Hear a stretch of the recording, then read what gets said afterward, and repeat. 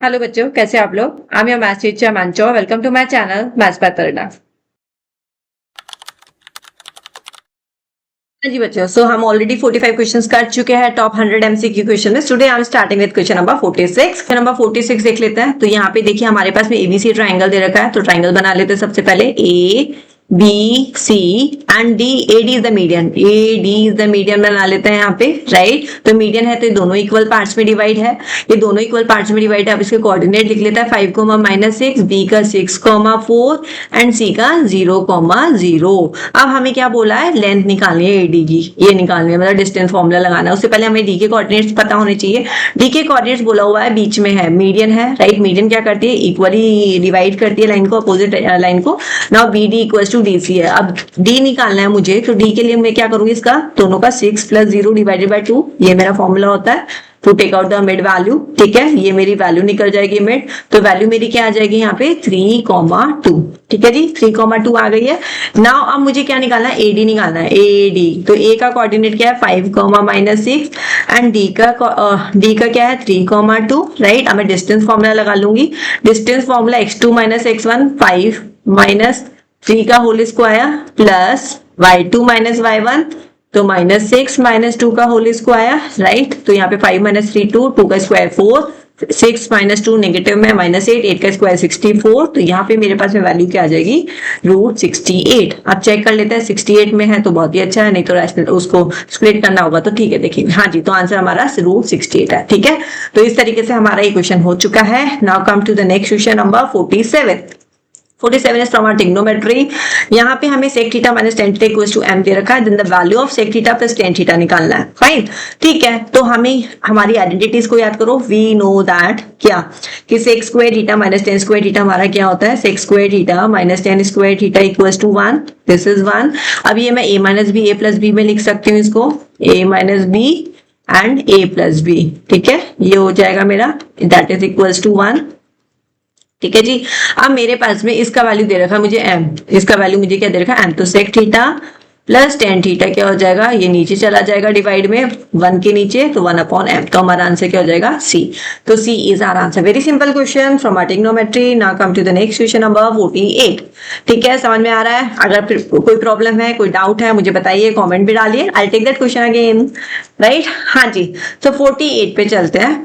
From the data this if all even numbers are removed, even number remove कर दो, ये हटा दो, ये हटा दो, बस दो ही हटेंगे। ठीक है, then the probability of getting at random a prime number from the remaining, from the prime number. अब टोटल कितने नंबर है हमारे पास, 1 2 3 4 5, टोटल 5 है। और प्राइम नंबर क्या है, प्राइम नंबर तो हमारा सिर्फ 7 ही है, प्राइम नंबर इज ओनली 7। ठीक है, तो हमारा एक ही नंबर है, तो 1/5, तो हमारा आंसर क्या हो जाएगा B.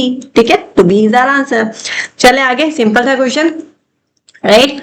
Now come to the next question number 49। हाँ, 49 is a very good question. ठीक है, हमारे स्टेट्स का क्वेश्चन है। अब बेटा इसमें देखो, ये हमारी ना प्रॉपर्टी है जो कि हम ऑलरेडी ग्रेड 9 में कर चुके हैं। ये प्रॉपर्टी है तो आप याद रख लो कि सम ऑफ डेटा, अगर हमारा सम डेटा है x1 x2 xn with respective frequency f1 f2 fn है उसकी, the value of summation of n1 to n fi xi minus x bar is equals to what. तो ये तो देखो, ये आंसर याद रख लो। तो I think options are not here, let me write down the option for here. nx bar, b1, c fi and the d is 0। ठीक है, तो इसका आंसर हमारा क्या होगा, 0 होगा। आप जस्ट लर्न दिस प्रॉपर्टी, 0 होगा, क्योंकि वहां पे वर्किंग नहीं आएगी। आपको जस्ट बोलेंगे कि इसका आंसर क्या होगा, बिकॉज वेरी रिपीटेड क्वेश्चंस, ये जो प्रॉपर्टीज है स्टैट्स की बहुत आती है क्वेश्चंस, एक आध मिल ही जाती है, मतलब 5-6 सेट्स में से एक सेट में पक्का ये क्वेश्चन आता ही है। तो just learn all the properties जब भी आपको ऐसे क्वेश्चन मिलते हैं पेपर में। अदरवाइज आप मुझे कॉमेंट्स में डालिए, I will get put that file, या फिर मैं वो क्वेश्चंस लेके आ जाऊंगी जो जो इस प्रॉपर्टीज बेसिस पे आता है। ठीक है, तो नाउ कम हियर, थोड़ा मैं आपको एक्सप्लेन भी कर देती हूँ इसमें किस तरीके से कुछ चीज बनी है जिससे आपको अंडरस्टैंडिंग हो जाएगी। ठीक है, तो यहाँ पे देखो, अब मेरा मीन क्या होता है, what is this, X bar is mean, right. Mean को हम क्या जानते हैं, mean we know that fi xi upon क्या होता है, fi होता है। ये इस तरीके से हम मीन निकालते हैं। अगर मैं इसको क्रॉस मल्टीप्लाई करूंगी, ठीक है, fi xi किसके इक्वल हो जाएगा, summation of fi x bar, right, यही हो जाएगा। इतना समझ में आ रहा है। नाउ अब मैं इसको ऐसे लिख सकती हूँ, fi xi summation of fi xi equals to nx bar, इसको इस तरीके से लिख सकते हैं, this is my first equation, right. अब इसके बाद में अब यहाँ पे देखिए ये क्या दे रखा है आपको, दिस वैल्यू। अगर मैं इसको 1 to n में इसको खोलूंगी दिस गिवन कंडीशन को जो कि आपको बोला है, तो मैं क्या लिखूंगी यहाँ पे fi xi माइनस एक्स बार। अगर मुझे इसको 1 to n खोलना है तो how I will open it, तो इसको मैं लिख सकती हूँ f1 1 को लिया x1 माइनस एक्स बार, राइट, ठीक है, plus f2 x2 minus x bar plus f3 x3 minus x bar plus कहां तक fn xn minus x bar, ठीक है। इस तरीके से मेरा बनेगा ये ओपन होने के बाद में। और तो मेरा यहाँ पे सब कुछ साथ में आ जाएगा, f1 x1 को मैं साथ में लिख सकती हूँ, f2 x2 f3 x3 and so on कहां तक fn xn तक, ठीक है जी, fn xn। और देखो यहाँ पे n माइनस n बार x बार माइनस x बार माइनस x बार कितनी बार आ रहा है, n टाइम्स आ रहा है, n times of n x bar, right, यही है, ठीक है। अब इसको मैं इस तरीके से लिख सकती हूँ, सबका सम आ रहा है तो इसको मैं लिख सकती हूँ समीशन ऑफ fi x है, ठीक है। और ये किसके इक्वल है, nx बार fi xi के इक्वल है, ठीक है। तो इस तरीके से कैंसिल हो जाएगा और आपका आंसर 0 आ जाएगा। सो बेटर है या तो लर्न कर लो प्रॉपर्टीज, आपसे कोई नहीं पूछेगा तब वर्किंग, क्योंकि ग्रेड 9 में आता था, किसी स्कूल पे पूछता है किसी स्कूल में नहीं पूछता है। So this is you have to learn this property. Now come to question number 50. 50 में क्या बोल रहा है, the zero of the polynomial this are twice the zero of the polynomial this, ठीक है। अब इसमें हमारा क्या बोला, जीरो, इसके जीरोस क्या है, twice the zeros of this, और हमें वैल्यू ऑफ p निकालनी है। तो अल्फा प्लस बीटा क्या है इसमें, माइनस p, और इसका निकाल लेते हैं, अल्फा प्लस बीटा क्या हो जाएगा, minus 5/4 that is equal to 5/4।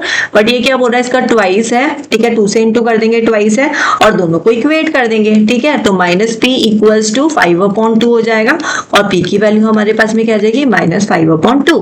तो हमारा आंसर किसका क्या हो जाएगा, ए हो जाएगा। Guys got it, simple questions, ठीक है। Go through all the questions. So we have done I think 45 तक 50 तक हो चुके हैं, हाँ 50 तक हो चुके हैं। नेक्स्ट क्लास में आपके साथ में 51 से स्टार्ट करने वाली हूँ, बट आपको ये क्वेश्चन सारे बिल्कुल कमांड होने चाहिए, प्रैक्टिस कर लीजिए। अभी एक बार मेरे साथ हो गया, एक बार अपने आप से, ठीक है। चलो बाय बाय।